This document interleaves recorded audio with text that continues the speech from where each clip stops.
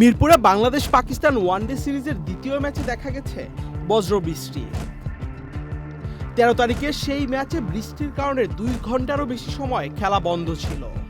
তাতে ৫০ ওভারে ২৭৫ রানের লক্ষ্যে ব্যাটিং করতে নামা বাংলাদেশের টার্গেট দাঁড়ায় ৩২ ওভারে ২৪৩ রান। বাংলাদেশ পাকিস্তান সিরিজের আজ তৃতীয় ওয়ানডে, যেটি কিনা সিরিজ নির্ধারণী ম্যাচও বটে। এই ম্যাচেও কি তবে বৃষ্টির সম্ভাবনা রয়েছে? প্রশ্ন জেগেছে ক্রিকেট ভক্তদের মনে। আবহাওয়ার সংবাদ বিষয়ক ওয়েবসাইট AccuWeather-এর খবর অনুযায়ী আজ ঢাকায় বৃষ্টির সম্ভাবনা ৫৫%, বজ্রবৃষ্টির সম্ভাবনা রয়েছে ৫২%।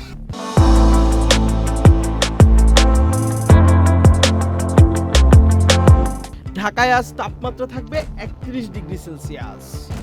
বাংলাদেশ পাকিস্তান ম্যাচটি শুরু হবে বেলা ২টা ১৫ মিনিটে। এ সময় বৃষ্টির সম্ভাবনা তুলনামূলক কম, ১৪%। তবে সময় যেতে যেতে বৃষ্টির সম্ভাবনা বেড়ে যাবে। AccuWeather-এর খবর অনুযায়ী বিকেল ৪টায় বৃষ্টির সম্ভাবনা থাকবে ৪৩%, ৫টায় থাকবে ৪৭%, ৬টায় বেড়ে দাঁড়াবে ৫১%। তবে সন্ধ্যার পর বৃষ্টির সম্ভাবনা আবার কমে যাবে।